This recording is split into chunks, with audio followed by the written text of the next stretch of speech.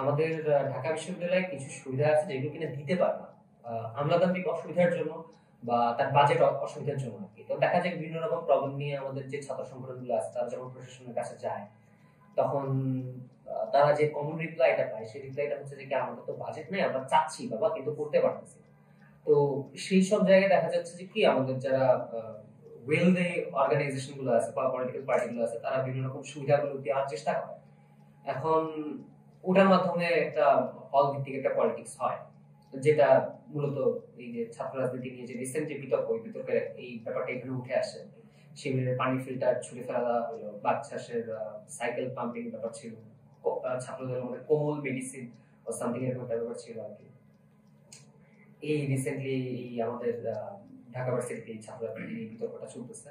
But এই ছাত্র রাজনীতি যদি টিকায় রাখা হয় মানে হল ভিত্তিক, তাহলে এখন তো অন্তর্বর্তীকালীন সরকার কোনো পার্টিকুলার মানে পার্টিকুলার পলিটিক্যাল পার্টি এখন ক্ষমতাসীন না আর কি।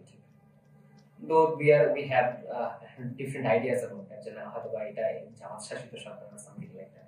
বাট অ্যাসাইড দ্যাট কেউই আসলে ক্ষমতায় যেহেতু নাই, কারোরই আসলে এভাবে ক্ষমতা চর্চা করার সুযোগ থাকছে, যার কারণে পার্টিকুলারলি এই মুভমেন্টে হল পাড়াগুলো বা হলগুলো একটু শান্তিপূর্ণ সিচুয়েশনে আছে আর কি। আর যার কারণে যখন কোনো একটা রাজনৈতিক দল কমিটি দিচ্ছে ওটার বিরুদ্ধে একটা প্রতিবাদও আসতেছে।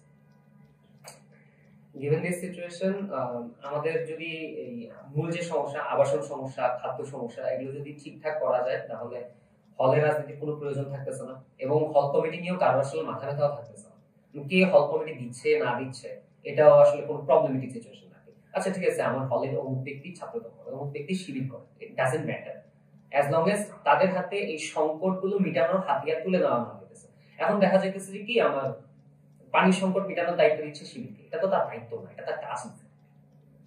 তার কাজ তো এটা তা সে তার কাজ হচ্ছে যে কি ভার্সিটির প্রশাসনকে বাধ্য করা যে আপনি আমার এই সুবিধাটা দরকার, আমার এখানে ফ্যাসিলিটিটা দরকার, আমার হলগুলো থেকে ফর এক্সাম্পল পানি চুরি, পানি দিতেছে মানে সাইকেল চুরি হচ্ছে, তাহলে আমার বা আমাদের সাইকেলের ঠিকঠাক করার দোকানের জন্য আমার প্রবলেম হচ্ছে। আমাদের অনেকেই সাইকেলের উপর নির্ভরশীল, আমি নিজে গ্যালারিতে আসছে সাইকেল নিয়ে, রাস্তায় হঠাৎ করে সাইকেল নষ্ট হয়ে গেলে আমাদের বাইরে যাওয়া লাগছে।